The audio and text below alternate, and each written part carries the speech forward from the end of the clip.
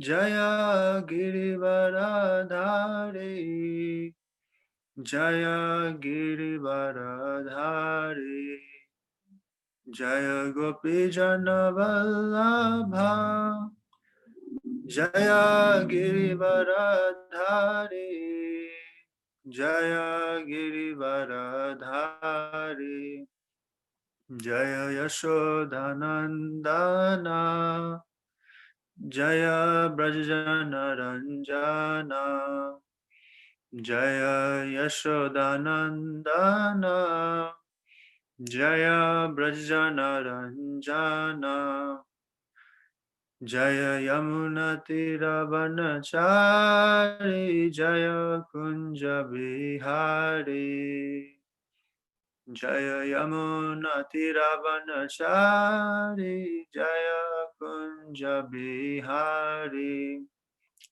Jaya Yamuna Tiravanachari, Jaya Kunja Bihari, Jaya Yamuna Tiravanachari, Jaya Kunja Bihari, Jaya Radha Madhava, Jaya Kunja Bihari, Jaya Radha Madhava, Jaya Kunja Bihari, Jaya Gopi Janavallabha, Jaya Girivaradhari, Jaya Girivaradhari, Jaya Gopi Janavallabha, Jaya Girivaradhari,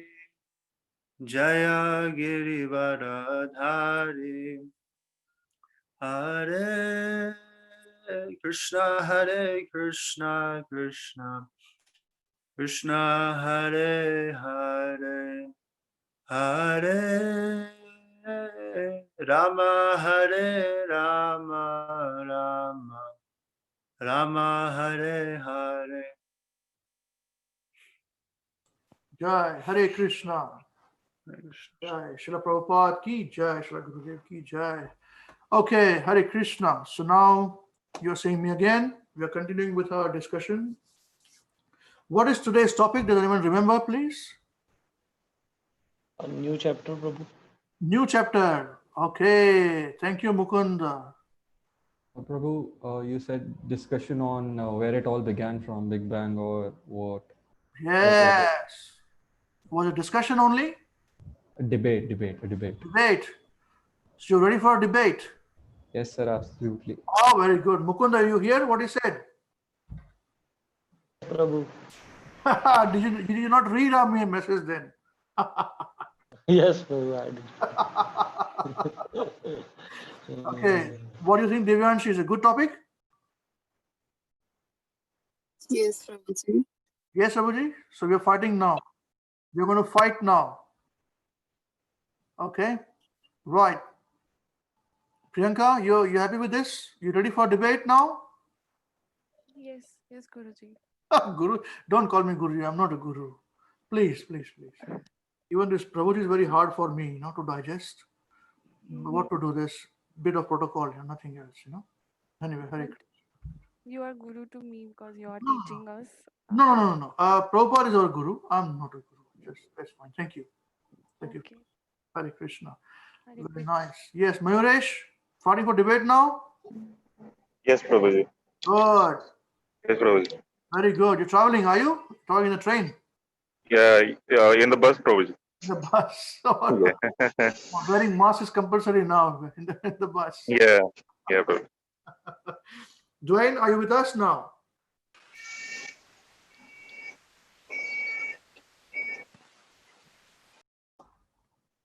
Okay, he'll join us. Vivek, how are you doing? All right?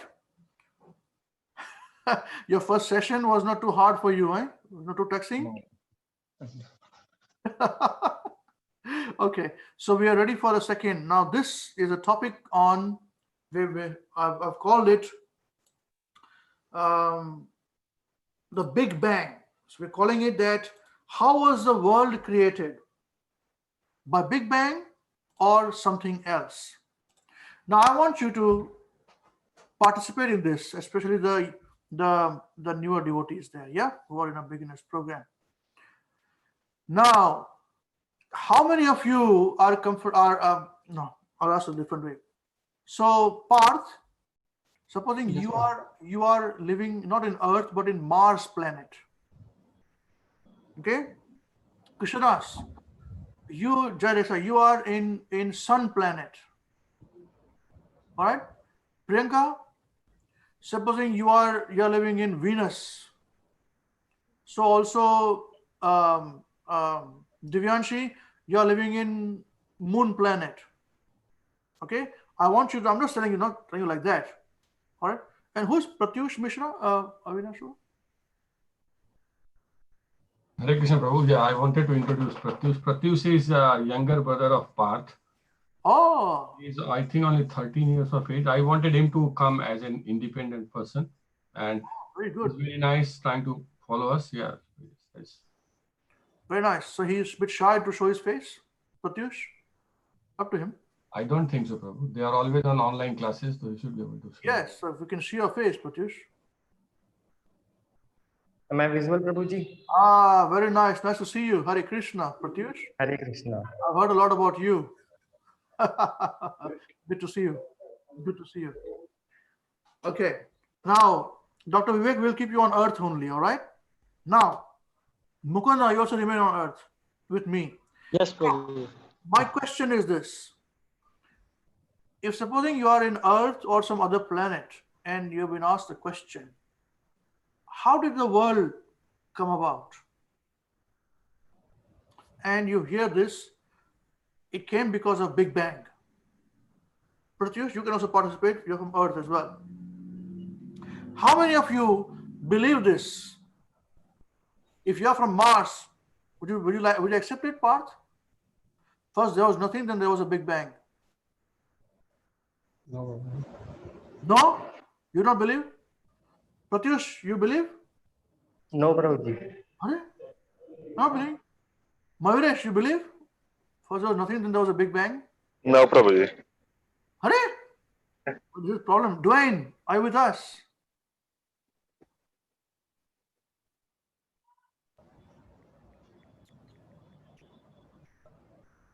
We can't hear you, Dwayne. We can't see you as well.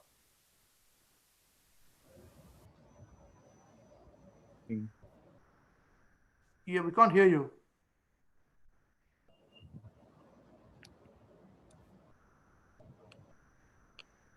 Oh, sorry. Can you hear me now? I can hear you now. Yep, we can hear you. Okay, sorry about that. I think my microphone wasn't working. Can you show yourself, please? Oh, yes, sure. So, yes, great stuff, Dwayne. Welcome. Welcome again. So, Big Bang Theory. Do you believe in Big Bang? Say yes, please. I'm here to hear it out. No. We're going to participate. We're having a debate. I want a yes. I'll be the only person saying yes. Prabhuji, Hare Krishna. For the sake of debate, can we change teams, switch sides? You want to change sides? Yeah. Okay.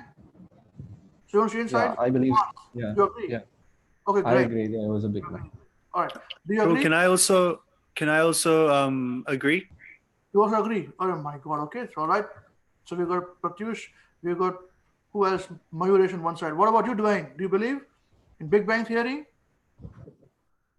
Okay, sure. I'll be on this side. Which side? Agree? On the agreement side. On But the- I'm just here to listen into the conversation. That's all. Oh, no, we debate and then we'll converse. That's all right. Don't be shy. This is how it is, But this program, the earlier program was different, This is for people who are trained counselors, And I kept it open so people can participate. But this one is a program where we understand different concepts from the Vedic point of view, Oh, right. I see. Okay. So this is how we interact with people, make them comfortable, draw out, and then we'll see what is the Vedic perspective, right? So what would you like to choose? Yes, you believe in Big Bang or not believe in Big Bang? I'll go with yes in that case. Yes, believe in Big Bang. So we have only two non here. Vivek, Dr. Vivek, I hope now you say no, you don't believe. But you're a doctor, you say you believe. What can I do?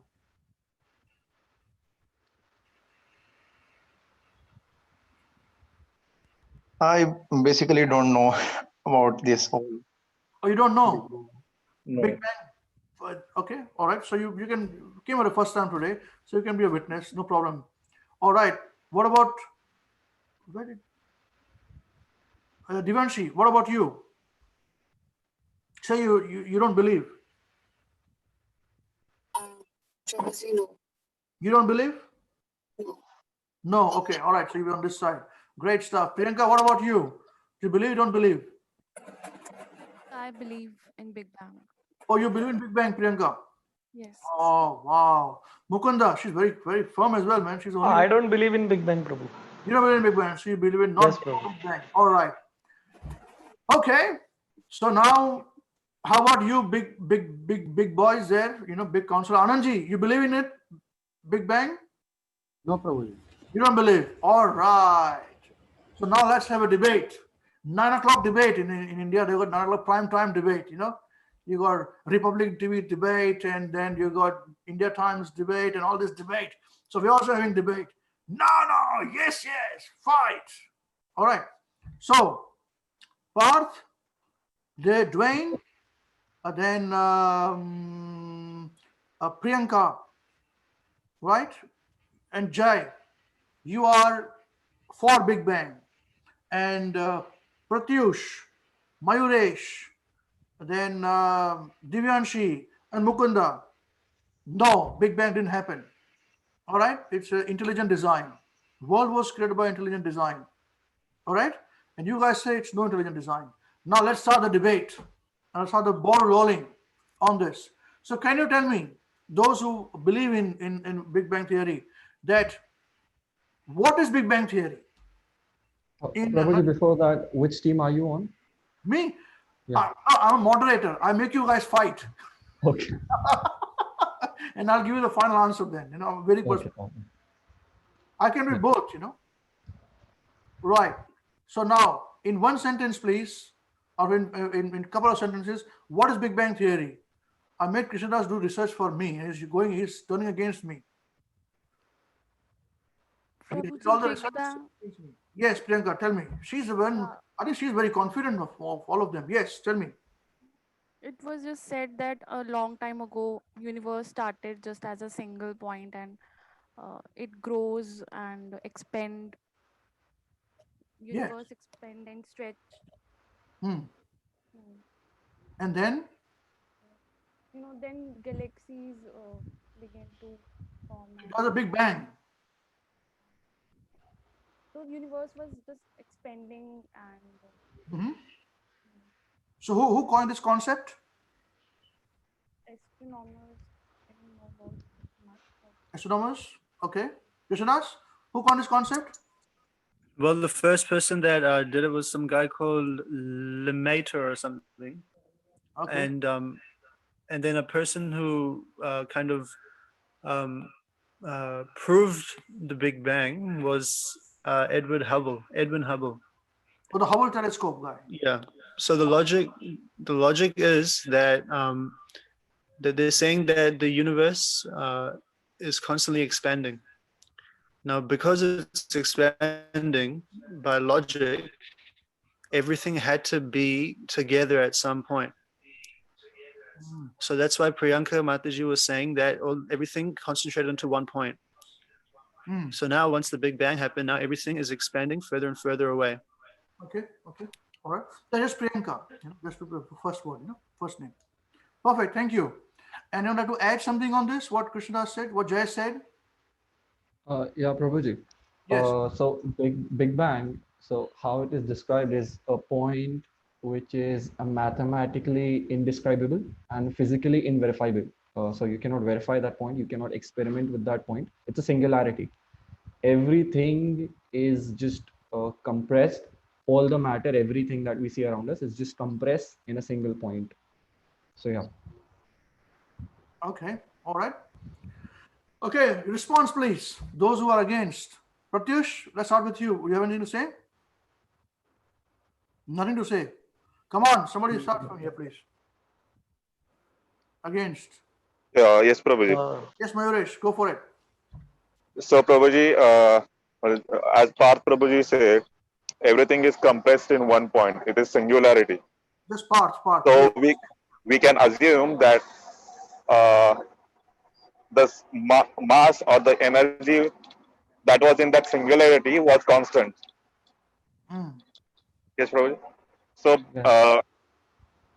if we assume that, and now the scientists are saying the universe is expanding, it's continuously expanding. So there is not enough mass or energy in the universe to to support that expanding. Like so there is by that definition, if it is continuously expanding, so there the energy or the mass is continuously creating. It's being created in the universe. If it is constant, then the universe should stop or slow down the expansion. Okay, thank you. So what Mayuresh is saying is that if you say that first there was a point, that means there was limited mass. Then you say it's expanding. So he's debating that point. Yes. Yeah, Prabhu, I would like to comment. So there are two things. So I'll start off with giving this example of a balloon. So imagine you have a balloon and it's not, you have not blown air into it. So you've just put like 2 points on that balloon. Now you start blowing it, right? So that 2 points will start appearing further and further and further and further away. So now your question is, if the mass is constant, then how is it expanding? So what we scientists call it is, we call it dark matter. So that is what is responsible for pushing things apart. Dark matter, we call it. So it is responsible for pushing things apart. It was also there. Hold on. I thought dark matter holds things together. Yeah, it holds things together, and because of its force, it pushes things apart also.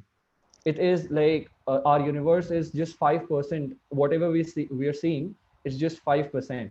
The dark matter is 95% of the universe. We cannot see it. We cannot perceive it. So it's responsible for pushing things apart. Yeah. Yeah. The universe is dark. That's what it is. Dark matter. Yeah, it's filled with dark matter, which is responsible for pushing things. Right. Thank you. So Divyanshu, are you okay with this answer? The balloon answer? Prabhuji, I personally don't know much about dark matter and everything, so I don't. But I feel like that still doesn't explain what Mukund Prabhu tried to say. The fact that if everything was a point once, then even now, how can the creation of new things or like any expansion how can any expansion be justified if everything was constant at one point? Because when you say that everything was a point and concentrated at once, it is constant. That's then right. how can it be unlimited, or how can it just keep going on? Parth said no that if you blow air, so that means air has to be blown. So who's blowing the air? Yeah, that's the question, Prabhu. Yes, Mukunda, correct? No? Yes. Now answer the question. Yes, Prabhu. Who is blowing the balloon? Who's blowing the balloon? And who caused and how it caused, how and what it caused Big Bang? Yes. Yeah, Prabhu. So breaking news. I'd like to just answer that by saying that so the singularity, it is so compressed. So there are laws that govern how the singularity explodes when it explodes. So there are laws that govern that, how it has to be done. So it's automatic, basically. There's no need of somebody else coming in and blowing the balloon. There are laws that govern it. Okay. Oh, well, Pranshu, you just joined us. What's going on? You read the email, the message, what we're discussing today? No, sorry, Prabhuji. You read the message? Post? No, sorry, Prabhuji. I haven't had. We're saying that Big Bang. Yes. How did the universe begin? The Big Bang theory. Do you believe in Big Bang theory or higher design? It's a higher design, not a Big Bang. So which side are you on? We've got two sides. One side is talking about, yes, we believe in Big Bang. Other side are saying, no, there's higher design. So which side are you on? Probably in the middle. No, there's no middle. There's no middle. Either this side or that side. Middle, I push you this way or that way. Okay, I'll probably go for the intelligent design theory. Design. God. Oh, very good. Okay. All right then. So that's what path has come back. Dwayne, are you okay with this? Are you feeling comfortable?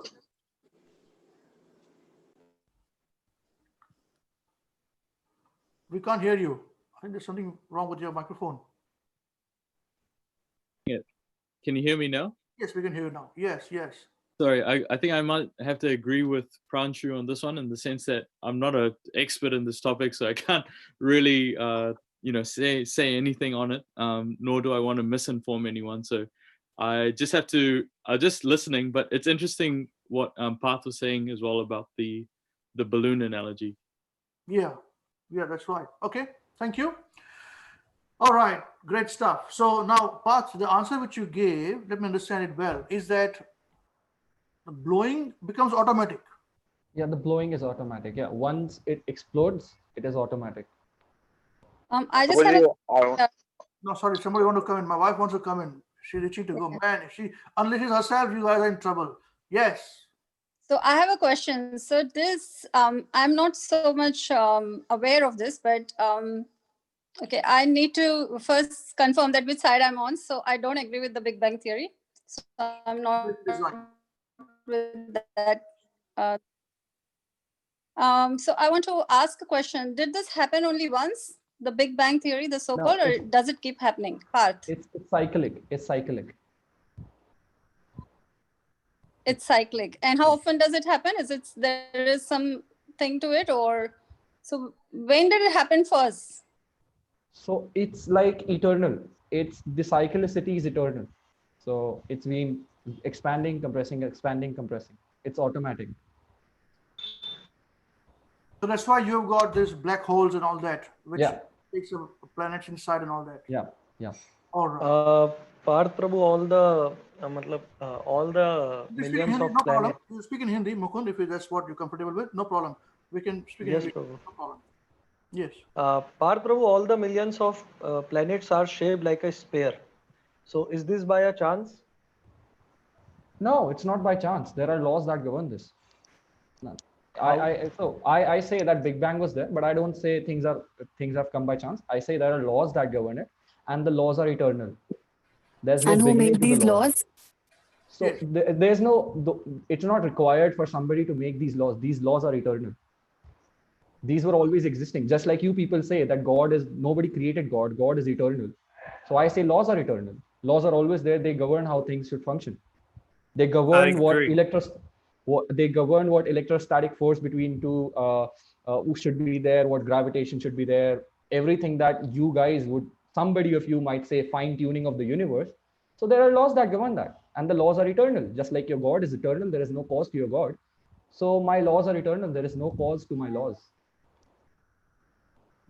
So Parth Prabhu, so you accept there is a higher law that is controlling everything? Yeah, absolutely. Yeah, there is a higher law.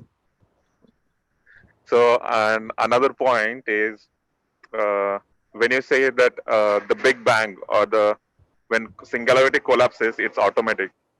Yeah. But I don't believe that. When you take an example of a black hole, it's cool. When you take an example of a black hole, it explodes or it becomes unstable when its mass reaches the critical point.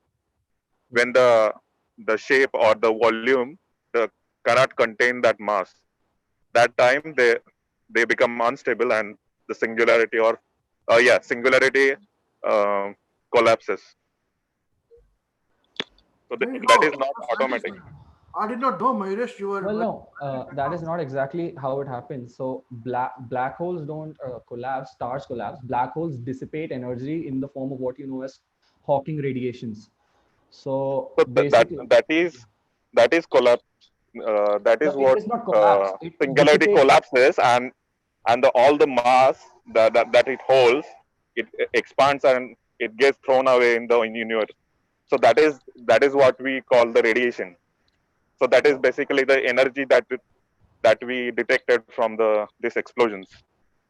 Yeah, exactly. But that is what happens to stars, not to black holes. Black holes dissipate themselves, dissipate their mass. It is called, according to your sciencefocus.com, okay, it says that these cosmic sinkholes or black holes do gradually sink, but it's impossible to get any more compact than a black hole. Yeah, exactly. That's what I'm saying. Yeah, so it's sometimes thought of as a black hole, Schwarzschild radius, event horizon is a black hole. It's sometimes thought of as a black hole size.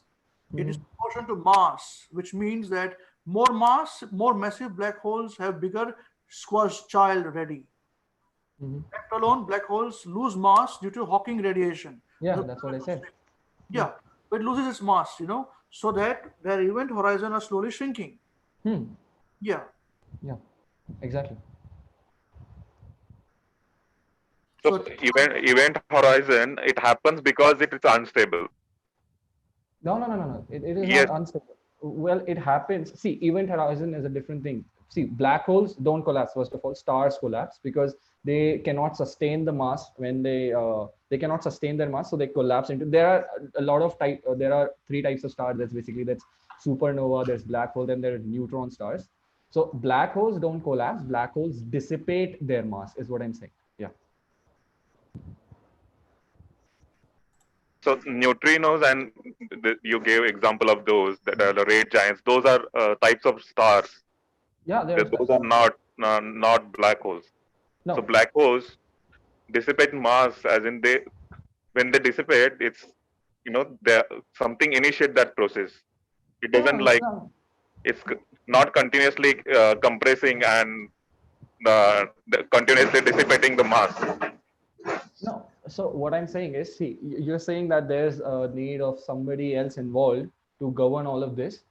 What I'm saying is there are laws that govern all of this.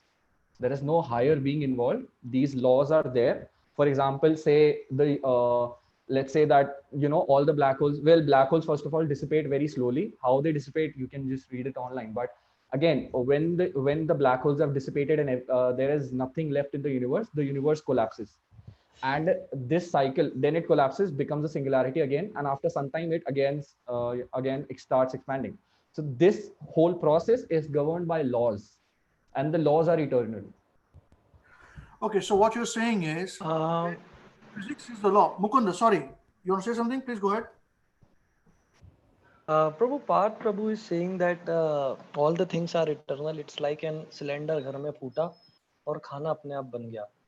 That's what he want to say. What he's saying is that in an LPG cylinder, और उसके अंदर yes, and food is cooked on its own. Yes, am I right? And वो cylinder की अपनी eternal property वो law थे. But Parth Prabhu, all the universe have life and they have different properties and size. So laws don't apply on such things which has different thing. Laws is one for all the thing. No. What I'm saying is, yeah, it's that's the way the laws are. That's the way laws are. First of all, I'm not saying that the LPG cylinder exploded and food was cooked. I'm saying the LPG cylinder exploded and there were laws that governed that explosion, and the laws ultimately cooked the food. That is what I'm saying. It's not that everything happened by chance. I'm not supporting the chance theory, by the way. Chance theory. But every food have different properties and size. Yeah, it can happen. The laws are infinite. There are a lot of laws that govern things. So by any kind of permutation or combination, you can just have different things there. I would like to chime in. He studied something and come now. He referred a book. No, because I've studied many things. I made a book on the infinite. Good on you. Right, so this talks about infinity. Yes. This is by our good friend Stephen Hawking that Parth is referring to. Yeah. This talks about all the black holes and the Hawking radiations and stuff. Then there's a book on time. It's also by a very renowned physicist called Carlo Rovelli. Yeah. Right? And there's also a book, The Elegant Universe by Brian Greene. He's a Pandit man. All right. Now, I've read all of these. So let me just chime in. My little brother. He's not wrong, by the way. He's not wrong at all. Yeah. So let me just back him up a little bit. He's right about black holes and he's right about all the things that he's just said. Black holes do not collapse. They're as dense as they get in the middle. They can merge. They do dissipate energy. And there's a lot of unknowns around black holes and all those things. But after doing all this research and after sort of, looking around and sort of scratching my own curiosity, what gets to me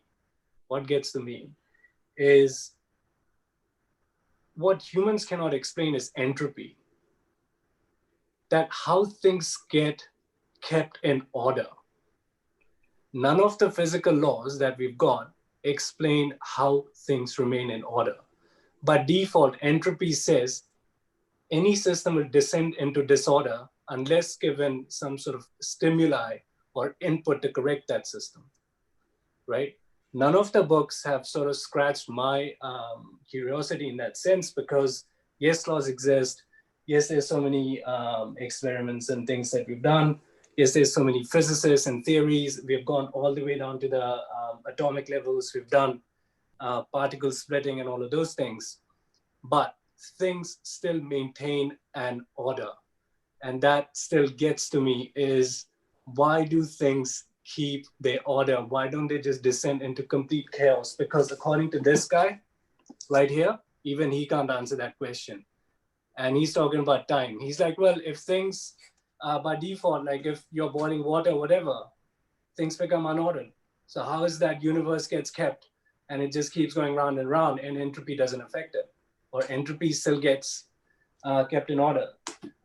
That to me is a sign.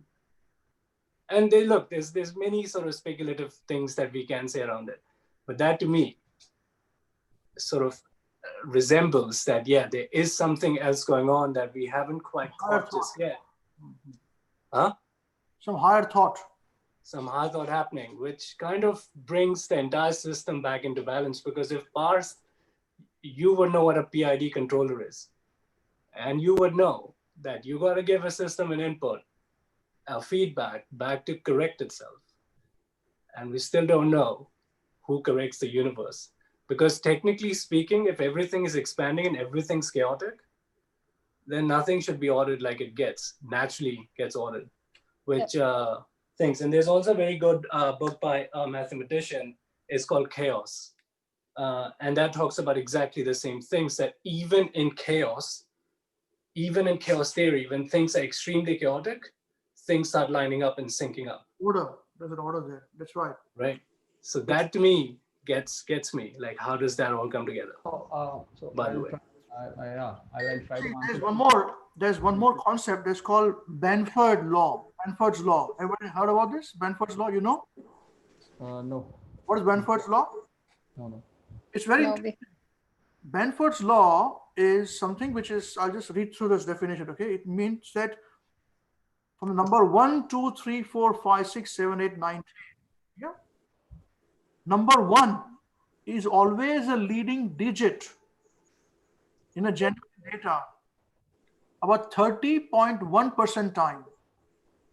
Number 2, numeral 2 will be leading digit 17.6% time. And each subsequent numerals 3 to 9 will be leading digits in decreasing frequency.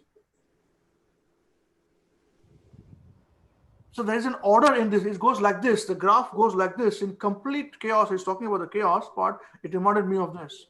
That this Benford's law. So if you remember, when you guys will not know, because now you've got scientific calculator and all those things. When we used to have trigonometry, my wife would remember, Anand, you may remember, when a trigonometry, even if we used to have a book to refer to for equations. Am I right? Do you Yes. Remember? Yeah. So you had numbers and you open the number and you see this, if you see that trigonometry book, the first part is always busy. The next part is nearly untouched. It's Benford's law. For everything, that's Benford's law. It's a fascinating concept. If you watch Netflix, I'm sure all of you have got Netflix at home. There is a series in Netflix which is called Connected.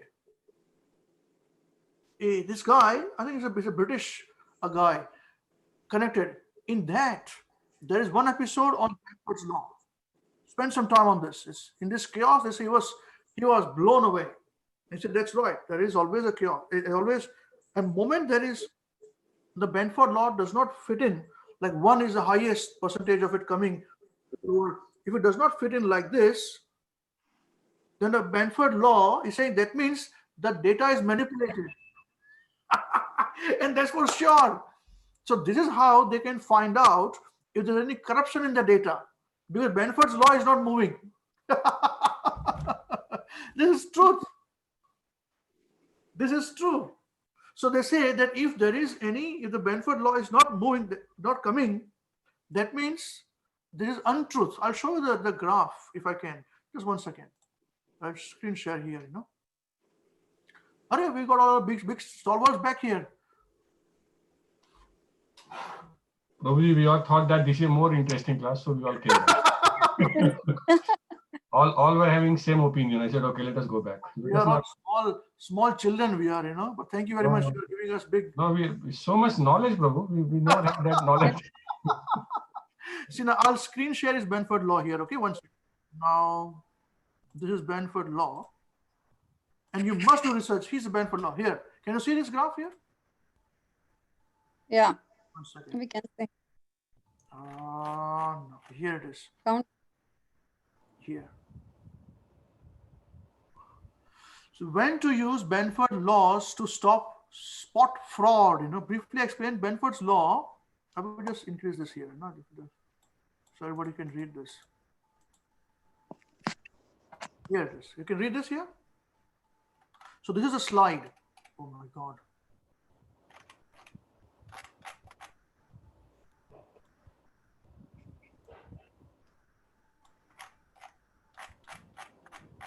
Here, this is the one. So they say the percentage of time digits 1 to 9 are expected to occur in the first position. So banks have got this ability to pick up frauds through this Benford law. Here it is. So number 1 digit starting is a 30.1% time. It always comes. It always comes like this. This is the frequency here. Okay. Now read here. When to use Benford's law to spot fraud. So briefly explain, Benford law maintains that a numerical 1 will be leading digit in a genuine data set of numbers 30.1% of times. Numeral 2 will be leading 17.6% time. And each subsequent numeral 3 to 9 will be leading digit with decreasing frequency.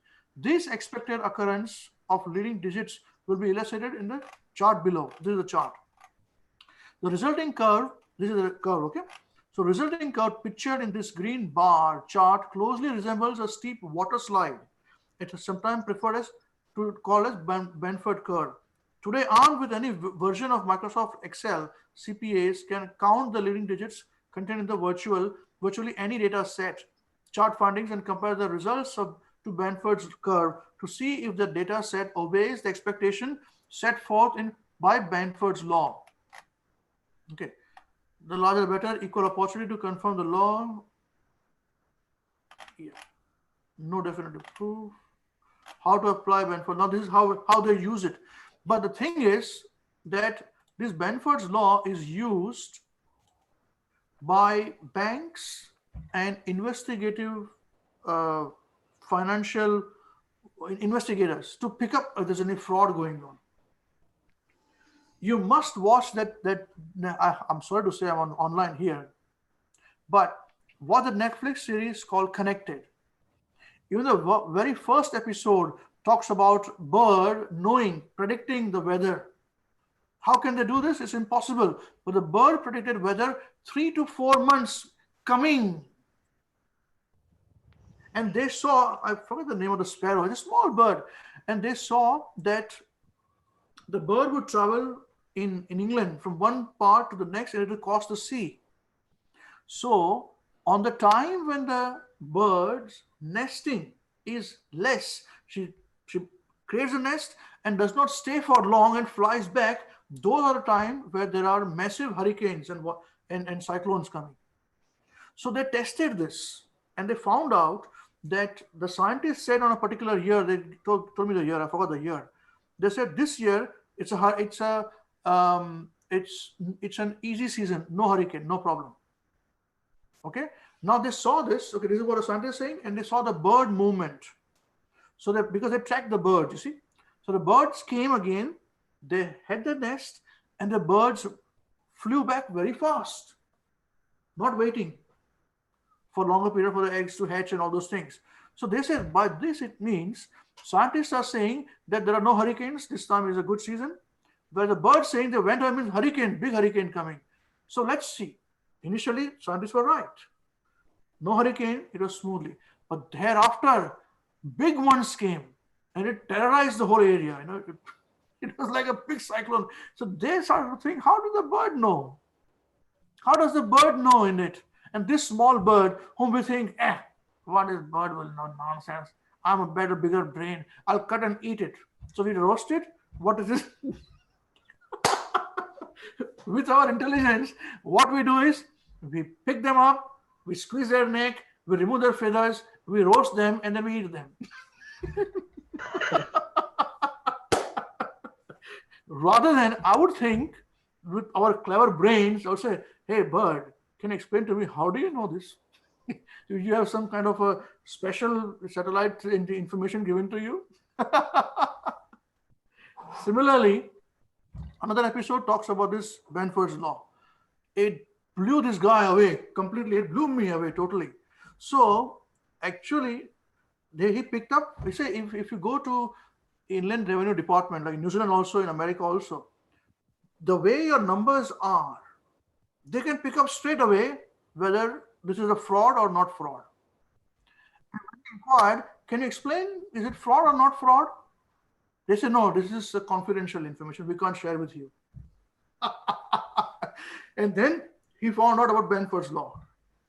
So they're applying Benford's law. So there is sense in complete chaos. Okay. Now, saying that, I have one question. We're starting with the starting point, you know. A person who's a layman, I'm a layman in this, okay? I get information, so just for my information about my understanding of Krishna consciousness and philosophy, what we're going to discuss now. So my question is this. First, you say that there is a point, okay? And the point expands and it explodes. All right. You say the law of physics, there are physical laws which exist eternally. Okay. So law came by itself? You know, first question. Yes, Prabhu. They are eternal. No, there is a lawmaker, Prabhu. Yeah, that's why. So one second. Now, if you say there is nothing, where did the point come from when there's nothing? No, I don't say. I'm not saying that there is nothing. I'm saying that that universe and this matter, since matter can not be created nor be destroyed, and energy can neither be created nor be destroyed, it is eternally existing with the laws. Yeah. And just a minute, I would like to answer Pranchu Bhaiya's that question that he asked. So so you say law of entropy, right? But you also have heard about PPM, perpetual motion machines, right? So so why they don't work is because they do not follow the second law of thermodynamics and the first law also. Because thermodynamics laws get broken. So exactly. So now the second law says that whatever energy a system has, it should be dissipated to the universe. But what I'm saying is that the universe in itself, the complete whole, is a perpetual motion machine. So there's nowhere it can dissipate energy. It is a constant. It's a whole. No. So this is wrong. Something is wrong here. Energy loses. Matter loses energy. Is constant losing itself. Energy does not remain same. Never remains same. Yeah. In the same form. But it is the same quantity. Agreed. It is not. It changes the form. Yeah, it changes the form. That is what I'm coming to. So to answer his question, I'm saying that the universe is a perpetual motion machine which has some laws that are eternal and that govern how the universe will expand, how things will go on, what will be the constants in the universe. For example, let's say speed of light, weight of proton, the weak nuclear force, strong nuclear force, everything. The laws govern that. And when it expands to a particular limit or whatever, then it collapses. And then the cycle goes on again and again and again. So it's a perpetual cycle. Yeah, it's a cycle. And the cycle is governed by laws. So it does not necessarily break the second law because the universe in itself is a whole. So it cannot dissipate energy somewhere else. So just to carry this conversation forward, then, these laws exist. If the law is existing by itself, it comes in a loop by itself, on its own. For law to function, you require something. Well, that's your belief. I don't believe that. No, 1 minute. I say laws are eternal. No, that's okay. Now, if you're talking about that, then I can tell you. If you say that if the point is where it all started and then it expanded, okay, so then where did the point come? So it's like the chicken and the egg. It's like the chicken and the egg. No. Point, before the point, there was the whole universe. No, there was no universe. The whole universe and it collapsed. There was no universe. If that is what I'm saying. Yeah. How can there a Big Bang happen? So what I'm saying again, is there is cyclicity. So there was universe before the point, then it collapsed, then again a universe, then it collapsed, then again a universe. So it's like chicken, egg, chicken, egg, chicken, egg, chicken, egg, chicken, egg. Yes, that is what I'm saying. Just like the balloon, how a balloon pops. Yeah. No. Yes, Pranshu, you want to say something? Yes, I would like to add something. So everything that is being discussed and everything that's being presented here is purely theoretical. So if we were purely to go by science, by the way, all this argument can be negated just purely by saying none of it has been experimented on and proven. So all of it is complete theory. That what Parth has just said is complete speculation, by the way. It defeats the purpose of being scientific in the first place. None of it can be actually theoretically proven because even with black holes, we cannot run experiments on it. That's why we try to do all these particle physics experiments and things like that and work at the quantum level so that we can get this understanding. But absolutely none of this has been proven. And by the way, thermodynamics laws yet are also to be broken. They haven't been broken yet. And there's some other subtleties. Like, look, I'm not disagreeing with this at all. And then you start getting into some other. If you're being purely theoretical around things, then you can also go by the Elon Musk. We are in a simulation. Virtual simulation, yeah. Exactly, right. And so universe creates life to sort of observe itself and study itself. Sort of speculative thinking, which also cannot be experimented on. So if you were purely sticking with theories and science, then science dictates that there has to be a hypothesis which must be supported by evidence, which then gets converted into a theory, saying this is what we are saying and proposing, and this has got so much evidence behind it. And so now it can be taken as a categorical fact. But science keeps changing its mind all the time on many things. This is a fact. It's evolving. That's why. So, Pranshu Prabhu, I agree with you because as soon as you use the word hypothesis, that means there has to be an assumption, right? Correct. And then if there is an assumption, that assumption can be incorrect after the trial and error. Evidence will either support it. So the reason we do experiments is that either we'll find support for this particular experiment, for this hypothesis, or we won't. That's the statistical method of sort of, if you're finding certain percentage or whatever of evidence, then we can start taking it within certain confidence intervals, etc. Then we can start considering, okay, there's a lot of evidence behind this. That then gets through peer review processes and a bunch of other things before it gets the scientific mandate on it, right? But with physicists and with theoretical physicists, they theorize on these things, and then experimental physicists would come along and try to prove these things. Problem is, then you cannot run such complex experiments given our tiny capabilities that currently exist, which means many of these things that we are speculating on could be completely wrong. Exactly. That's right. So what I was coming to, again, I'll just sum up everything just in a pointed direction is you guys. So I'm coming from an atheistic point of view. Okay. So it's like you guys are saying that God is there, and you guys are saying there is a lawmaker. Everything is governed by the God. I'm saying there is no need. So my theory cannot be scientifically experimented. It's mathematically improvable. You cannot prove that. Similarly with God. you cannot mathematically prove him.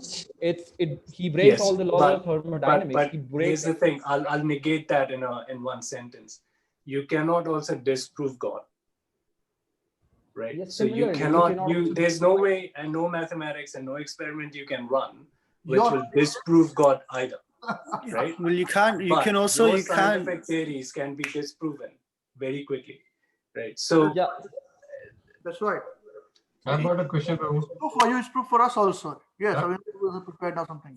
No, I'm not prepared. I'm blown away by the knowledge about these children, Prabhu. I have no idea what they're talking about. I've got only one question. I've heard about God particle in physics. What is that God particle? A particle which hasn't been found yet. This is called God particle. So basically, what we're trying to figure out as humankind is how it's all put together. So we theorize on various particles and existence of those particles. So when there's a gap in our understanding, we theorize that something must exist to fill this gap. And it will have these attributes. And then we run experiments to sort of discover these particles. And so one of them happens to be the God particle that we are theorizing. Will serve. Even if it exists, there's still many other questions that will come around. And that's what I'm finding is the recursive nature of science, is that it kind of is a infinite loop in itself, and it becomes really recursive where one question just leads to the other, and it never leads to sort of the answer. Meanwhile, if we were to zoom out from quantum levels now and get back to human conditioning and get back to the problems that we're going to face tomorrow when we go to work, and the sadness and the happiness and all the loops, science cannot solve any of that, by the way. All that has to be solved using scriptural knowledge. That is what I wanted Ambrish Prabhu to come on, because see, where I need like a spiritual mentor or a spiritual guide is, see, I have come to this conclusion that, okay, there is something that is, first of all, science does not accept that there is something eternal. But I am, because, I've theorized. So it's not theory, it is answering my questions as far as I know. So the universe is eternal, the laws are eternal, but I somehow cannot comprehend that there is a lawmaker, right? That is why I need a spiritual teacher. That is what I was coming to. That how do I answer? Like you are saying that, you base your, so you have your, see, you said that God cannot be proven, he cannot be disproven. Same, my laws right now cannot be proven, but they right now cannot be disproven also. What I'm saying is, I have one thing to say over here, Path Prabhu, to you, that you are sitting in a house, right? If you are in your house, there are no laws there as such. Okay, you're, when you go out of the house and you're driving, then there is a law that you have to follow when you're driving, or you go to your work, there's a law that you follow. And there is somebody who is governing that law. It cannot, because otherwise, if that law is not followed, then what happens? Chaos. As Pranshu Prabhu rightly mentioned. So you cannot say that there is a law and there is nobody who is governing it. It doesn't make sense. Like, just forget about the science part of it or anything, just logically. So I'm struggling to understand the point that there is law and it is just followed by itself. The law is made to, then they have somebody who governs it, that makes sure that that is followed.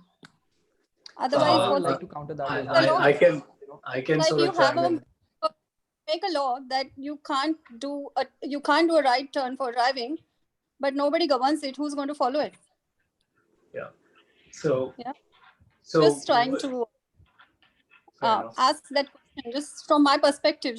I'm not a scientist at all, and not great knowledge as you guys have. It's really nice. Who says it's right or wrong? Who says it's right or wrong?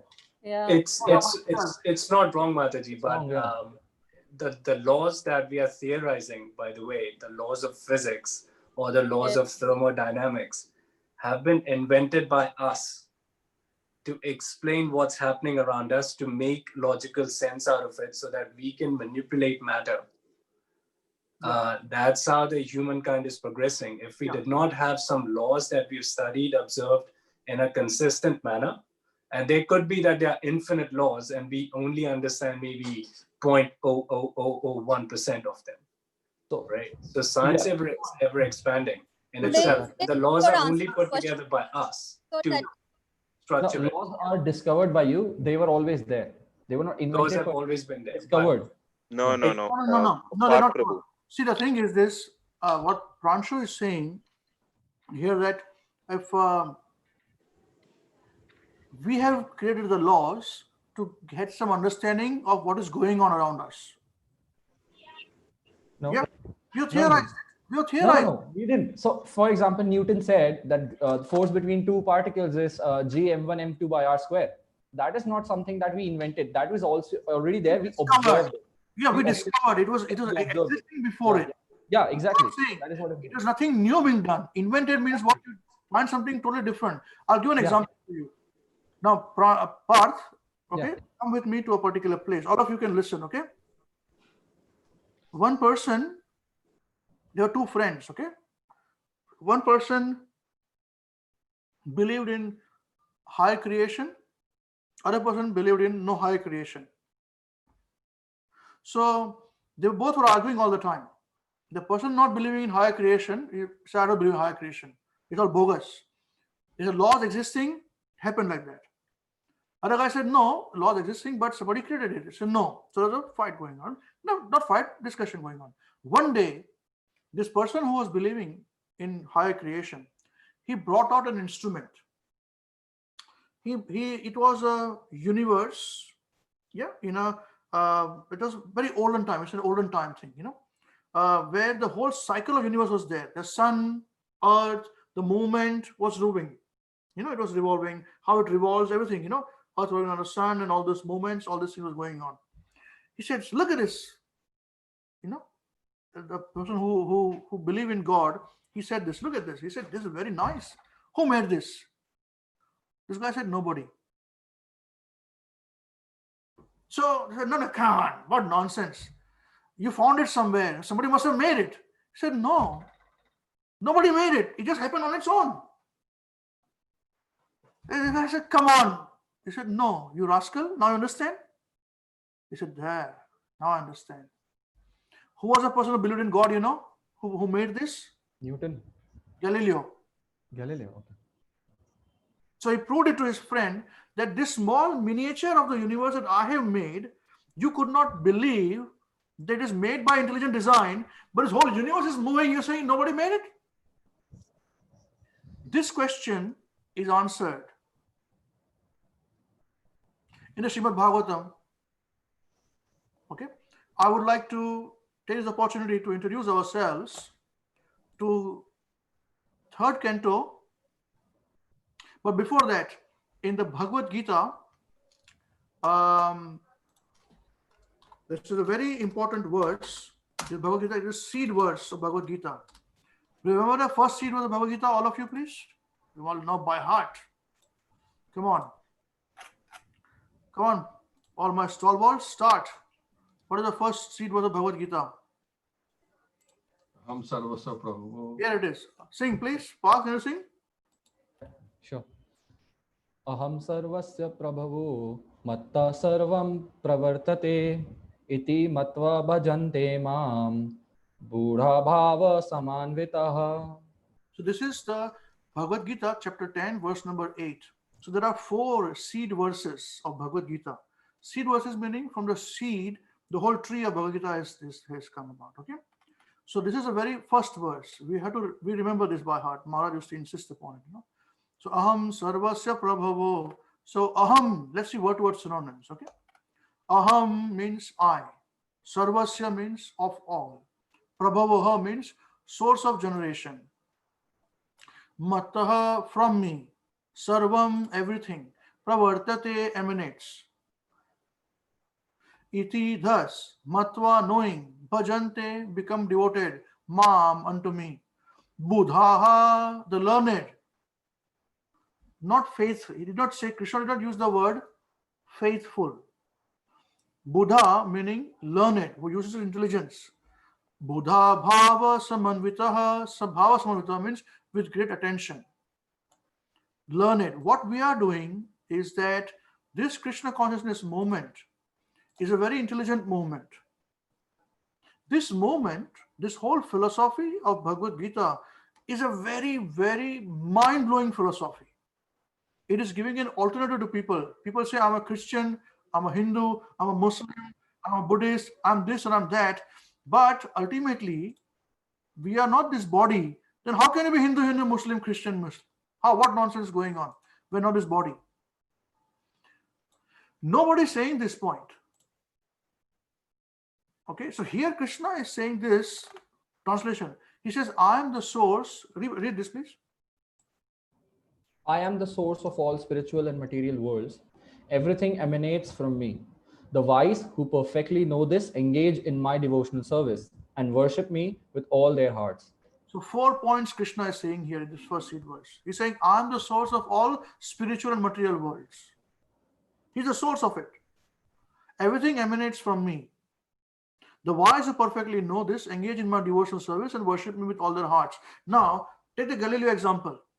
If the Galileo could prove in this simple thing that this small instrument, you could not believe that it made by itself, how can this whole gigantic universe, you can say nobody made it? Okay? Yeah. So just don't argue. Now listen to me. I'm giving you now the discussion. We move on to the point, okay? Many times when we are very close to things, or when we're very small and things are very big, we can't perceive what's going on. We become overwhelmed. So just like in a situation when you're thrown in a deep end, we become overwhelmed. But as we bring our composure back, okay, then we can see, oh, now I understand. Okay, now come on, let's start again, Okay. So these points are also discussed by Brahma. Who's Brahma? Brahma is a name, designation been given to the first created being in each universe. Okay? For a time being, remove yourself from the Hindu concepts and all that. Okay? Now, in the 7th canto of Srimad Bhagavatam, I will recite some of these verses. I'll just show the translation here where Brahma is praying to Lord Vishnu. Okay? He says this.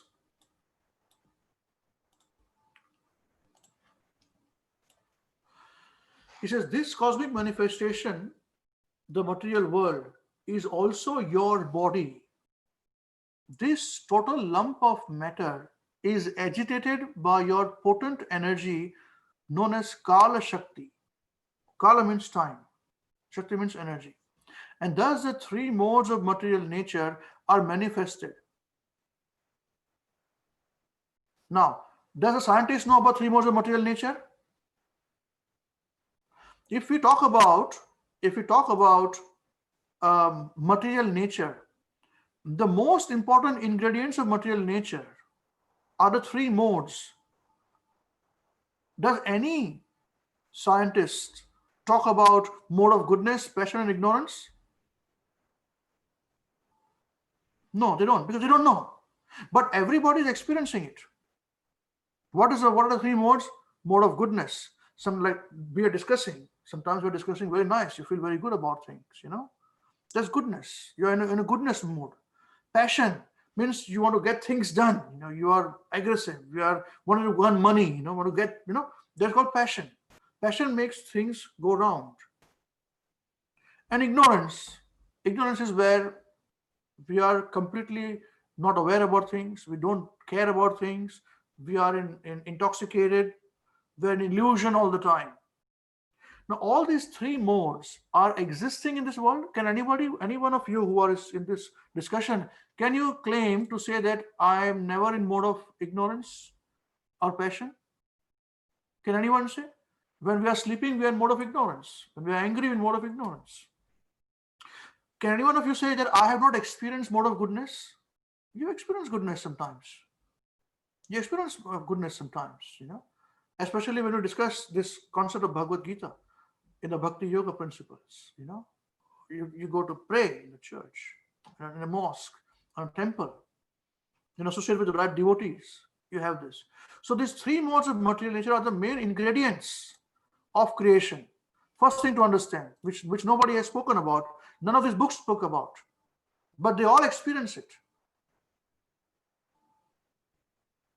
So the laws are missing these laws also. Because none of us can say that, no, I'm not experiencing these three laws. These three things, three values, they're called values of material world. We all are experiencing values. It is only in mode of passion that you tend to move, make the world go round, working, doing job. I scratch your back, you scratch mine. I'll work for you. You work for this. I take care of the family. I take care of my near and dear ones. I don't care about others. When you go past an accident site, you see people injured or dead, God forbidden. We say, oh, sorry to hear this, and you walk away from there, right? But if it was your family member, you'll stop and you'll cry, you'll faint, right? This passion doesn't affect me. I'm moving on. A person in mode of goodness will be more affected than us. A person in ignorance goes and kills somebody, or takes drugs, or intoxicated all the time. Yeah? All these three modes are constantly affecting us. So while the creation takes place, it creates with this. I'll read again this point. So that this cosmic manifestation, the material world, is also your body. Means universal body of Krishna. So he's got different bodies, energies. This total lump of matter is agitated. Matter, we spoke about matter, made up of earth, water, fire, ether, Total lump of matter is agitated by the potent energy known as Kala Shakti, and thus the three modes of material nature are manifested. That's when they manifest. You awaken from the bed of Shesha, Ananta. That's where you will find, this is the place, resting place of Lord Vishnu. This is where he's located. He's resting on the Ananta Shesh. Now, who's Ananta Shesh? It's another point. And from your navel, it says, from the navel of Krishna, of Vishnu, a small transcendental seed is generated. It is from this seed that the lotus flower of gigantic universe is manifested. Exactly as a banyan tree grows from a small seed.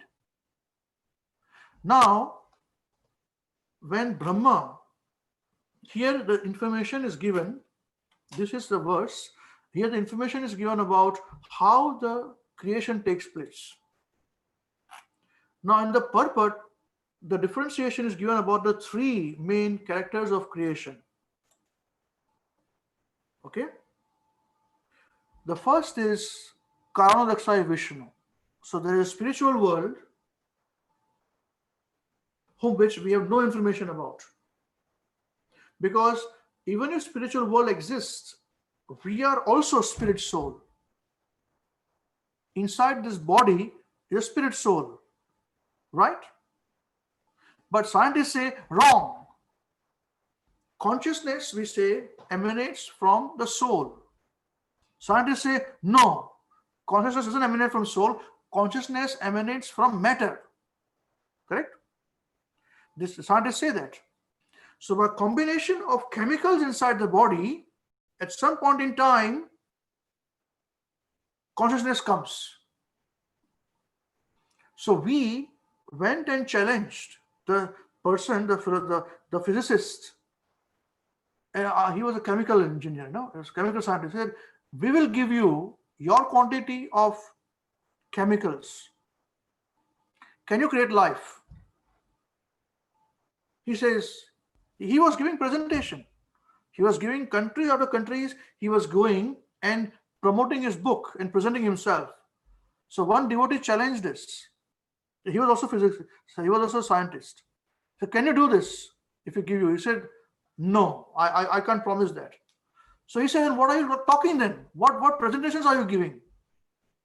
If you are saying consciousness or life has come from chemicals which are inside the body, we give you the chemicals, make the body, make life. Is it not logical to ask? Is it not logical to ask? We are not talking about religion at all. We're talking about logic here. Is it not logical to ask? But they cannot. They cannot do it. With putting chemicals, life can generate. So this theory is bogus. Clear cut. Complete bogus. Now, in saying that, if we have not seen the soul, which is spiritual part inside our own body, then how are we to experience a world which is full of spiritual things, antimatter? But in 1966, physicists won Nobel Prize by saying that, on this theory, that because there exists matter, it proves as antimatter. This is a fact. You can Google it. And they won Nobel Prize on this. I've heard the name of the scientists, researchers.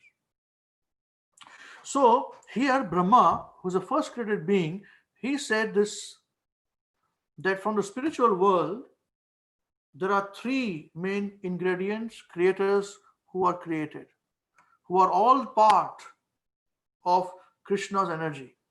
First is called Karanodakshaya Vishnu or Mahavishnu.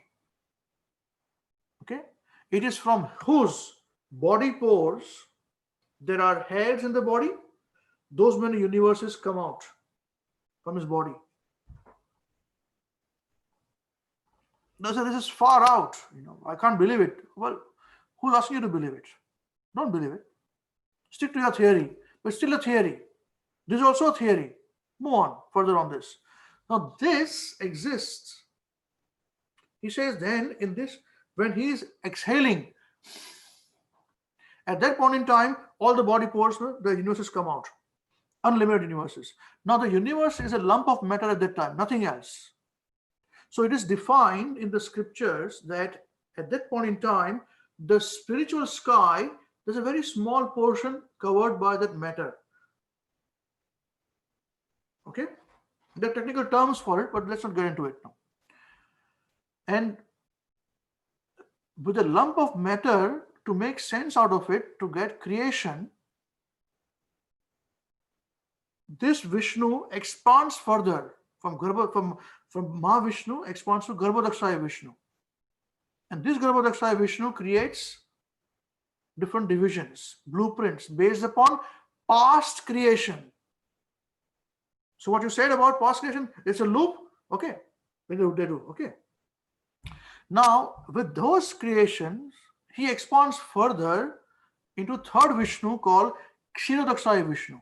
It is this Kshirodakshaya Vishnu who sleeps on in the ocean of milk, and that is what we understand as Vishnu generally. He's sleeping in the Sheshna. All right. Each universe has got this each Vishnu. Now, from whose navel? Now 1 minute, please. Now the second Vishnu, which is a Garbhodakshaya Vishnu, is whose navel? From which a lotus flower, lotus stem, from a seed, it comes. This whole universe that we live in, okay? All the universes which we're living in, they are part, all these planetary systems are the lotus, they come with the lotus navel surrounding it. Each universe is half covered by water and half open. What we are seeing ourselves, this universe gigantic, is half open. So whenever there is devastation taking place, the collapse of it, the water comes to devastate. Now, when Brahma is born from the navel, Brahma is saying, he says that he goes further in the discussion. He says that from the great lotus flower, Brahma was generated. As we cannot see the remote cause of this gigantic creation, this is explained as below. Okay, so your problem, can we say, when we sometimes cannot see, cannot fathom, So Brahma explains this point. He says that from that great lotus flower, Brahma was generated, but Brahma certainly could see nothing but the lotus. Therefore, thinking you to be outside, Lord Brahma dived into the water, attempted to find the source of the lotus for 100 years. He went inside the source of the lotus. He could find no trace of you. However, when a seed fructifies, the original seed cannot be seen. Remember what I just said now. He said, however, for when a seed fructifies, the original seed cannot be seen. What does it mean? This is explaining the purport. He says that, let me just share this for you so it is a bit easier. Now, okay, in the description of the cosmic manifestation, no, hold on, let me do this, it will be better for us.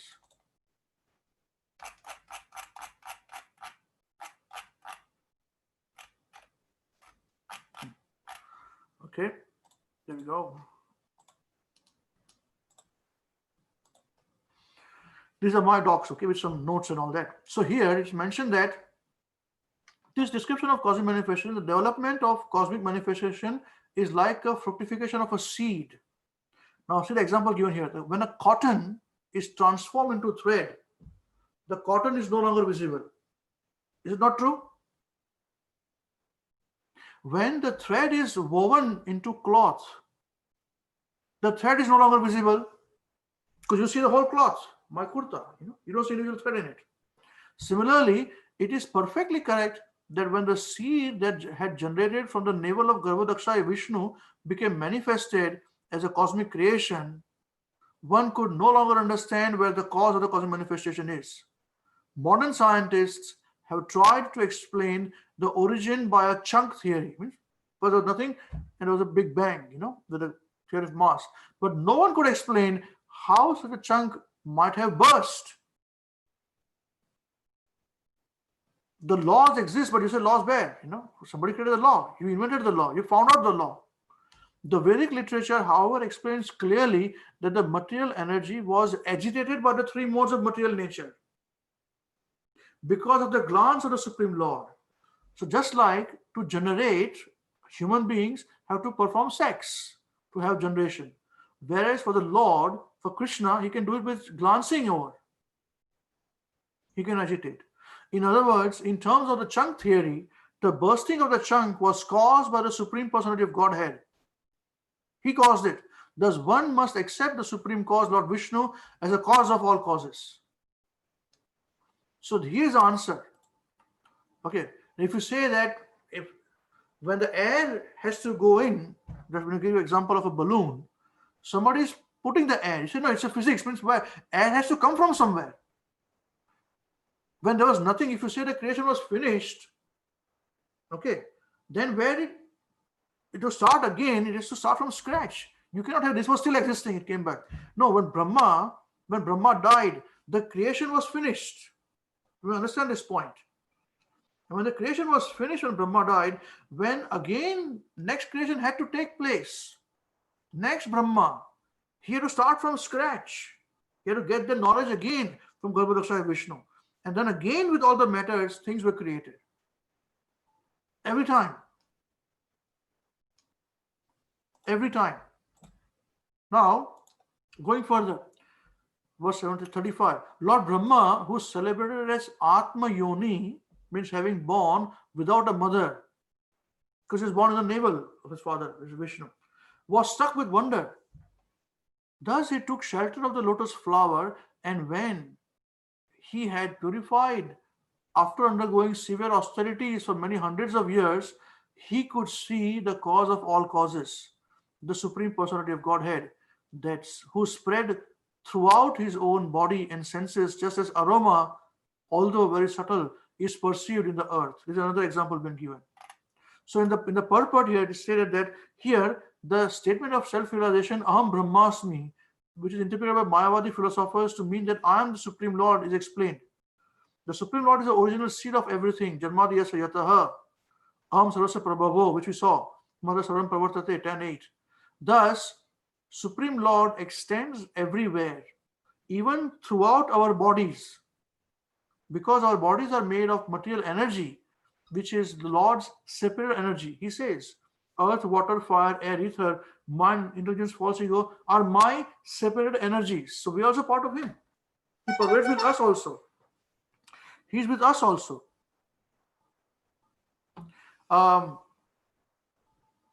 One should realize that since the Supreme Lord spreads throughout one's body, and since the individual soul is a part of the Supreme Lord, everything is Brahman.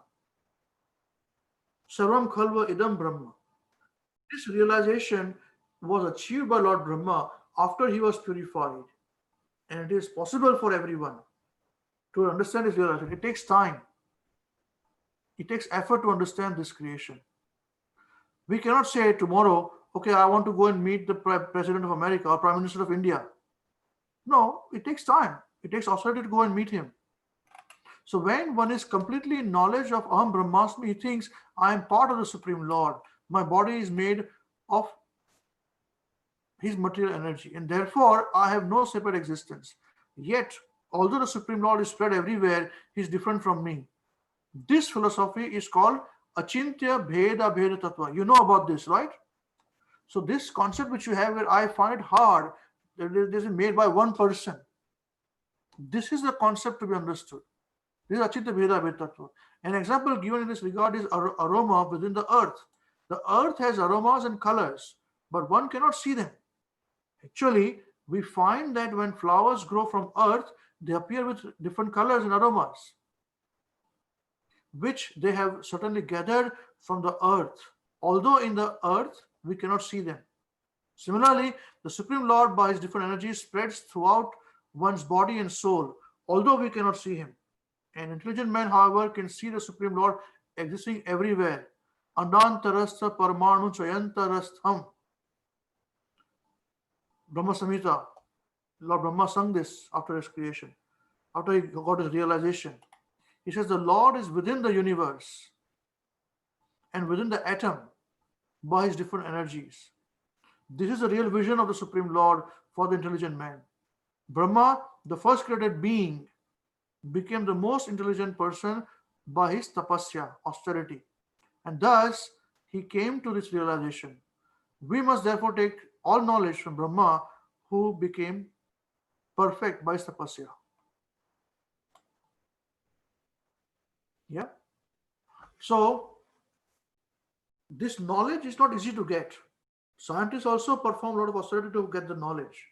But the fact that if you cannot believe that a small toy universe was made by itself, yeah, because you can see it's a small toy. This is also a very big toy, but you're not able to see the whole toy. That's why you're saying it is this theory, that theory, all those concepts are there. But if you cannot believe that this toy was made by somebody, it didn't happen by itself, then it is bogus to think the replica of this, which is small, the very big, happened by itself. This doesn't make sense.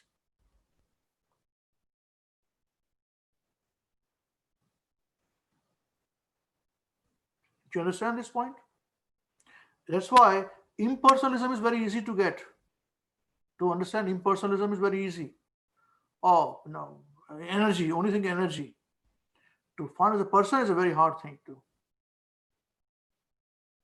And we think that with our limited mind, all these scientists, now when was the earth, universe created? How many billions years ago, please?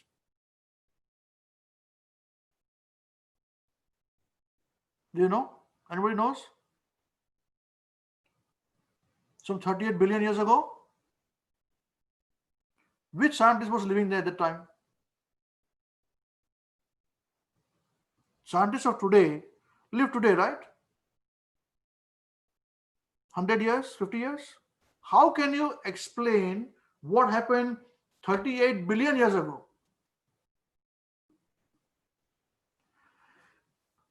Our this Anish Prabhu, he was with us. He was saying that when he asked me a question, I remember many years ago in our Namata program in Newlyn. I said, listen, where we are sitting here in Newlyn, this center was not a center before. It was a very different center. The whole roads were different. I know, it was my territory in selling, so I know. Now it looks totally different. But because I had seen that, I knew what the changes are. But a person you will come today to Newlyn and you say, this is new. You cannot understand, it must be different before. Yeah. So with our limited intelligence, we cannot fathom. We may be able to understand the principles of laws. We say laws happen by itself. How can it happen by itself? No, in the past it must have happened. So now you are speculating going beyond 38 billion years ago. Yeah. Now this is the explanation given by Brahma, the first created being. This is how the creation took place. And the biggest ingredient is time factor, which agitates the three modes of material nature are agitated and time comes in. So time comes. But there is no mention by Nelson, by Galileo or anybody about the three modes. So what can we talk any further? There's no talk about sense control. No talk about sense control. There's no talk about why life. No, not at all. Even Stephen Hawking, all glories to him, he had predicted by year 2000 we will be eating capsules. I heard at BBC radio advertising when he was selling his new books was coming up. He said he had predicted that by 2000 we will all be eating capsules, not vegetables and all that. I remember hearing that. And they say it did not happen, but his new book is referring to many other things. You see? Speculation, is it not so? This is the point. And with speculation, we always come to speculation. Speculation leads to speculation. Is it okay with all my new beginners program devotees? We have stretched a lot of time. This topic is such, I'm happy to go further on this. We're way beyond our time. But I'll ask everybody first, please. Mukunda, are you okay with this? What we discussed today? Yes, Prabhu.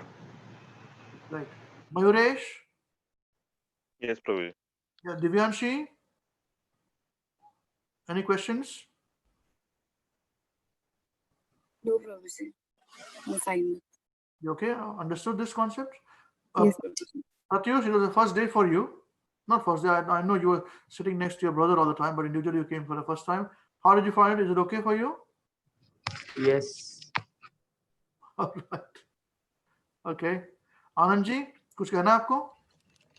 नहीं, सहमत हैं आपसे. I agree with you. Is it okay? All right.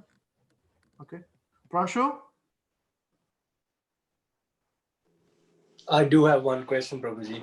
Yes, but yes. If I can save it till next week. It's okay. If it is relevant today, then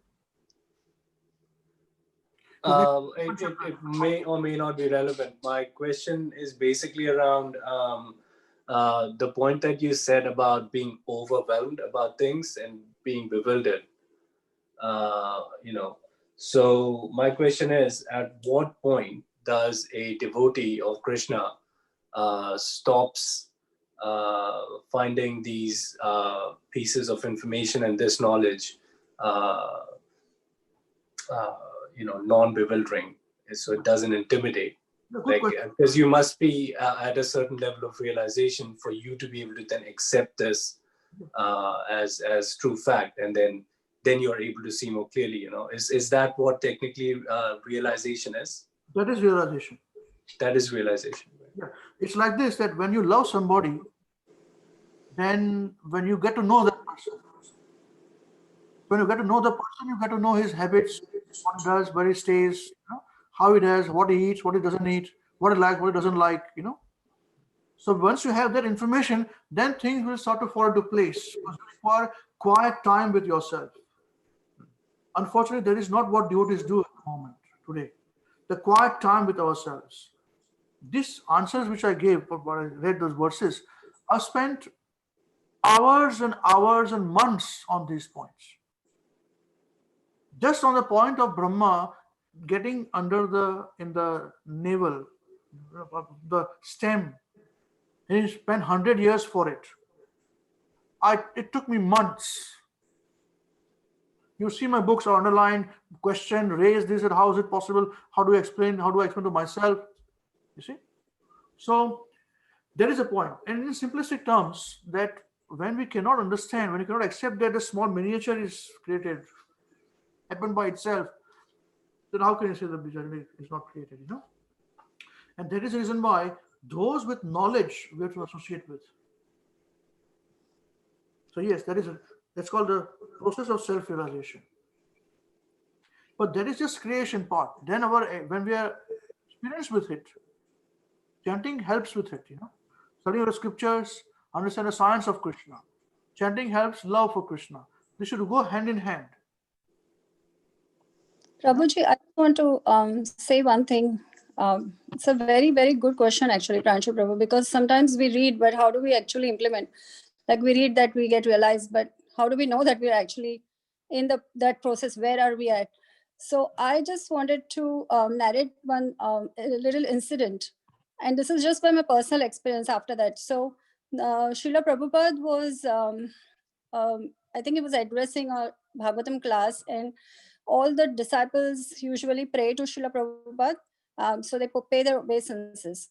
And there was one Prabhuji, I think it was Garga Muni Prabhuji, who was not paying his obeisances. So he then asked Srila Prabhupada, how do I get this faith? So I don't feel like doing it. So I'm not doing it, And so Srila Prabhupada gave an answer to him. It was a very simple answer, but very profound, that you start to pay your obeisances and then you will start to have the faith, And so I was just thinking on that application for my personal experience, that sometimes it's, or most of the times, when actually you have a little faith, you put the faith in that process, and then you endeavor. It helps you. So Krishna says, as you surrender, I'll give you the understanding by which you can come to me. That actually makes total sense, because this is spiritual. So in material world, you experience something, then you keep the faith. But in the spiritual world, you can always also keep the faith and you will experience. It can happen that way also. So it's just, I just wanted to share this, Prabhuji. Hare Krishna. Yes, thank you. Thank you. Yeah, that's great. Yeah. So it's a process there. Is it okay? You got this? Yes, thank you, Prabhuji. But I think I should maybe ask next week. Otherwise, the discussion will carry on. I'll save my questions next week. Okay. I'll write them down somewhere. Yeah, okay. Write them down.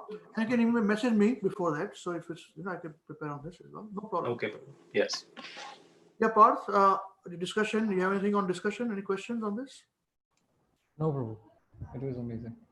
No, you raised the last point to say that it's hard for you to understand that a person can create all these things. No, it was not. No, it is not hard for me. Like coming from that perspective, acting in that role, it is hard for me. Although I have answers to everything, every point that I raised, I had prepared a detailed question and answer thing. So yeah, I was saying that in that sense. Yeah. Okay. All right, that's great. So our discussion today was part of the concept whereby we can have a clear understanding that Dwayne, he coordinates the interreligious warp offices, so interreligious harmony. So he just left. He told me, thank you, I had to leave early. But he said, I was very impressed by respect that each party showed towards each other's views, on this. So that is what we have achieved. Respectfully, we can, of course, we are related. You guys are cousins, and we know each other for time being. But still, respect is very critical. It's very important, and ultimately, we are all devotees. We are on the path, But Prabhupada would always spend time to act out. They would do role plays every day. During morning walk, Prabhupada would say, "Okay, now you become scientist, rascal, and I'll become. Let us debate." So they would debate, And even they talk about test tube babies. He said, I have God, there is no need for God. We can create babies on a test tube, in the hospitals. We don't need in the laboratory. So Prabhupada said, no, unless Krishna allows you, the child cannot be born. Rascal, that's true. Is it not so? So many people are trying to have children with test tube artificial, but not happening. Happens sometimes. So this is the point to be understood. The moment there's a chance, that means things are out of our hands. If things are within our hands, then we know. And nothing is in our hands. Absolutely nothing is in our hands. At no point in time. Okay. All right. So, Avinash, all you stalwarts want to say something before we finish today? It was a very good discussion for us also. Just to remind that how do we answer questions to, that's why I said, okay, let us go back there. And everybody wanted. Yeah, very nice, very nice. You guys, all the stalwart guys, Sita Prabhu, so Prabhu, please say, if you want to say something.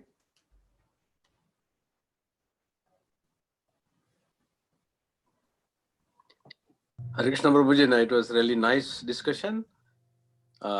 It's really, I mean, these young devotees, they really contributed fantastic things, and we also learn from them. That's so right. It was very good. Learn from Yes. them.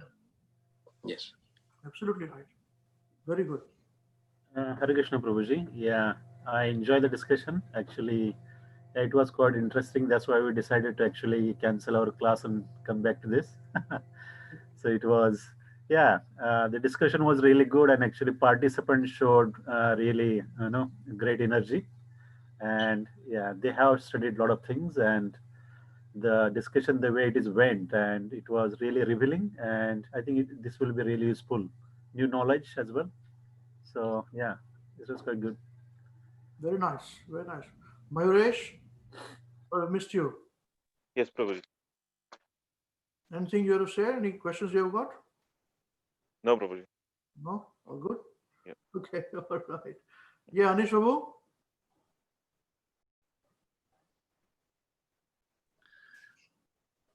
Yeah, Prabhuji, it's all good. It was a nice discussion. Okay. Thank you for that.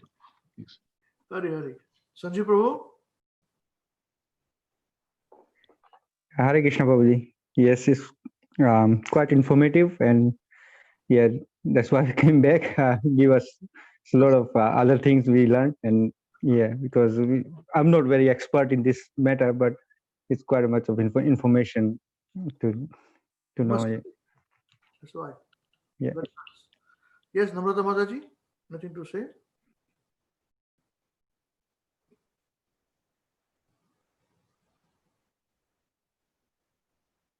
Hare Krishna. Yes, Mother. Yes, Prabhuji, it was really a very, very nice discussion. And I was remembering our class in Newlin Center because of the debates. And the new devotees are really taking so much interest. And even I came to know so many new things today. So thank you to all of them for contributing their knowledge. Look, you guys. Yes, thank you very much. Prabhuji. Hare Krishna. Hare Krishna. Saraswati Mataji, anything you have to say?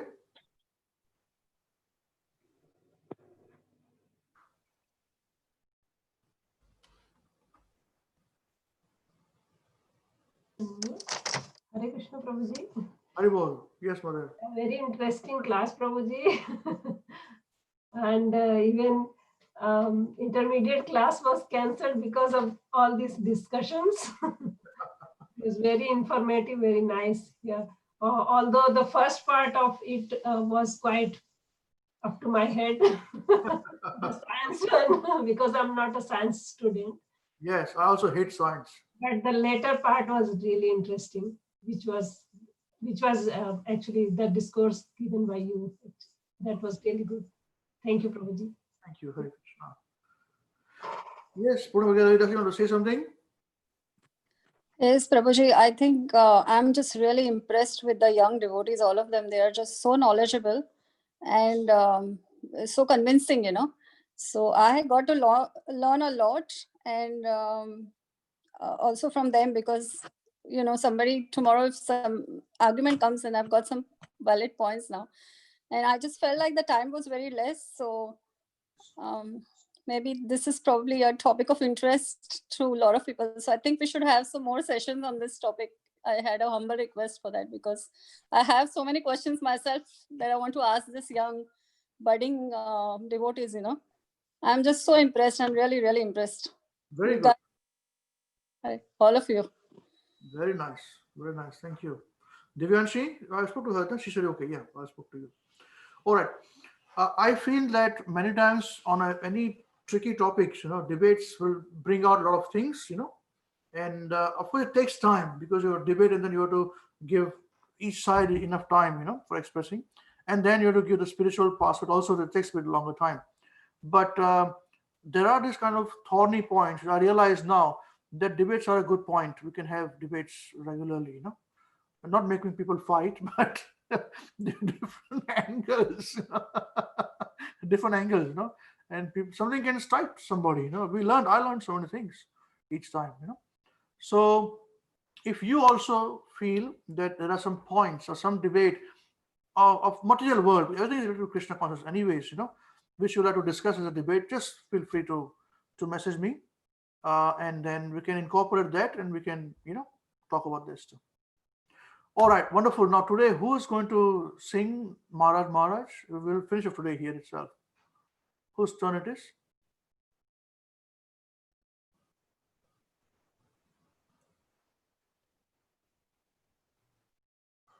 What to sing, Prabhu?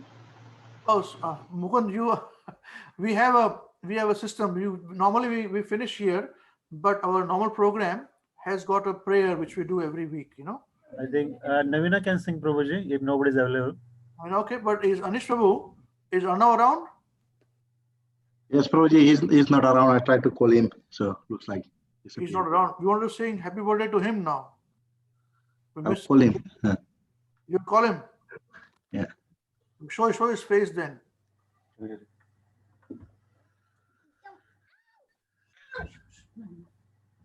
He doesn't want to come.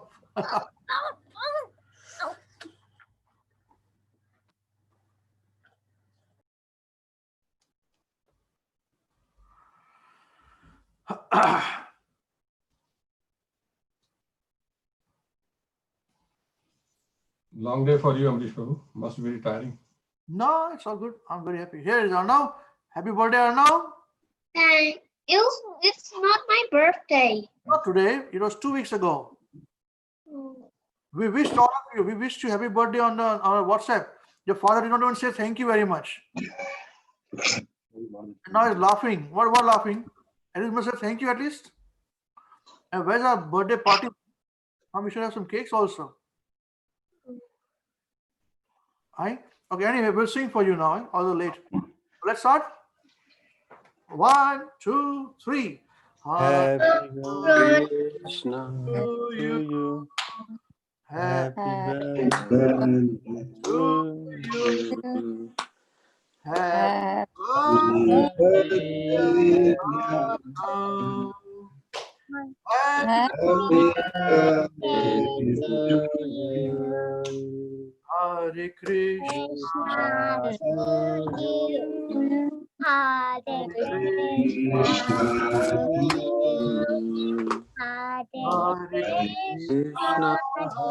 Krishna. Hare Krishna. To you. May you never be born again. May you never be born again. May you go back to Godhead.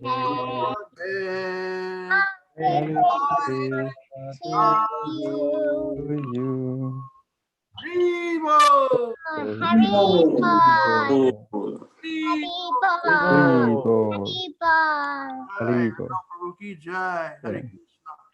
Right now, who's going to sing Maharaj? You singing? Navina singing? Who's singing? Whose turn is it?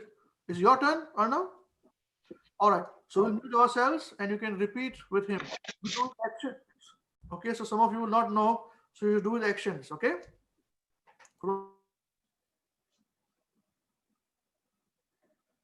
No, we need to see you properly. So you stand up and do it with actions, please, so we can follow you. Right. Perfect. Start now. Maharaj, please hear us. Maharaj, Maharaj, Please hear us. We have learned some real good stuff. We have learned some real good stuff. Maharaj, we have learned one thing. Maharaj, we have learned one thing. And today for you we will sing.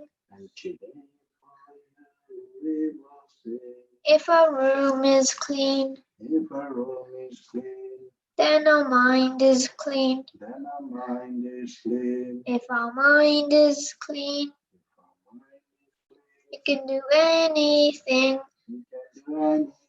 If our room is dirty, If our dirty, then so are we. then so are we. If we are dirty, We are dirty, we're not happy. we're not happy.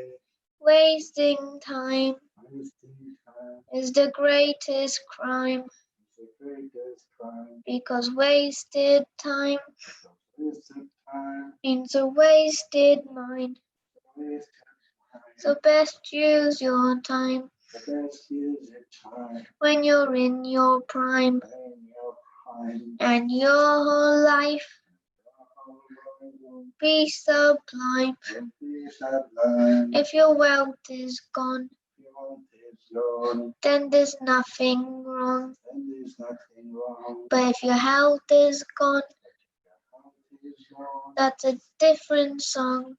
different song. But if your character dies, If the character dies, then the world will cry. then the world will cry. Only saintly behavior Saintly behavior, let humanity thrive. let humanity thrive. Hare Krishna, Hare Krishna, Krishna Krishna, Hare Hare, Hare Rama, Hare Rama, Rama Rama, Hare Hare. Hare Krishna, Hare Krishna, Krishna Krishna, Hare Hare, Hare Rama, Hare Rama, Rama Rama, Hare Hare.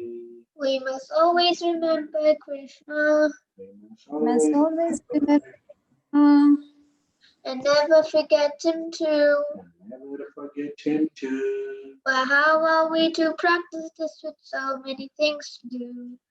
How are we to practice this with so many things to do? That is the greatest question, That is the greatest question. and here is the greatest clue. Here's the greatest clue. You must learn to work so nicely that Krishna remembers you. You must learn to walk so nicely that Krishna remembers you. So listen very closely So listen very closely. and make your thinking sharp.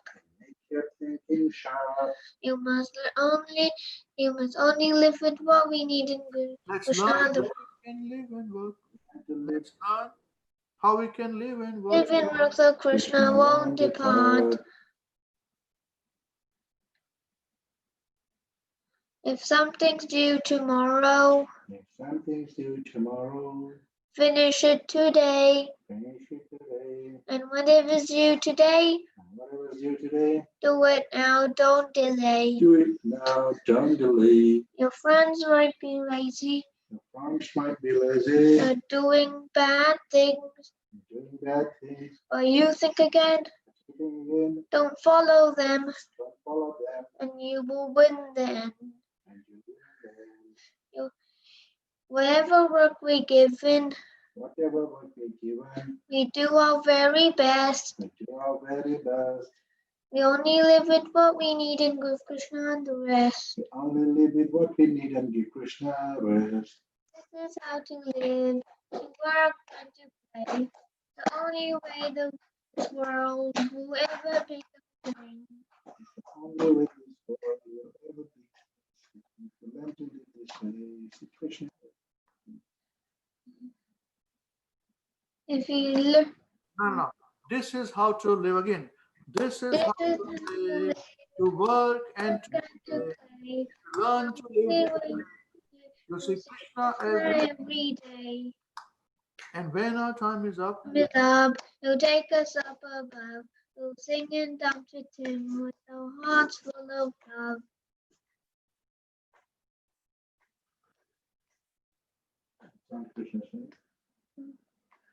So John Krishna's name, his glories and his faith is the only way this world will ever become sane.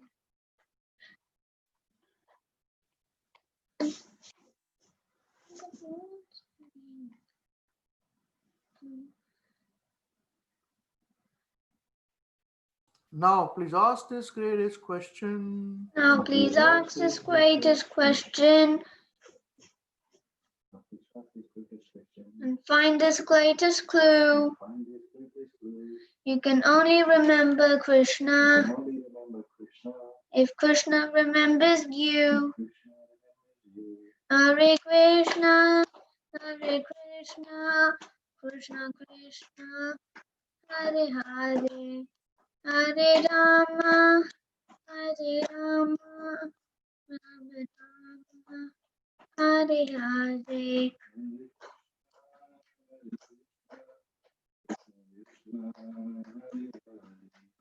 Hare Rama, Hare Rama, Rama Rama, Hare Hare. Jai. His Holiness Srila Mahavishnu Goswami Maharaj Srila Gurudev ki Jai. Jagat Guru Srila Prabhupada ki Jai. Vijayate Shri Krishna Sankirtan Mahayagna ki Jai. Thy God Chanda Premande Hari Hari Bol. Namo Vishwavadaya Krishna Star Bhutale Shrimati Bhakti Vedanta Swamiti Namini. Namaste Saraswati Devi Gaurmani Pachayana Nivisheshu Nari Prasada Visarani. Hare Krishna. Okay, so we'll see you next week, same place, same time. And next week, Avinash will speak at the 5 o'clock class. And we will give you the details of what topic he's going to speak on by next Friday or Saturday. Okay, take care, chant Hare Krishna and be happy. Hare Krishna. Hare Krishna.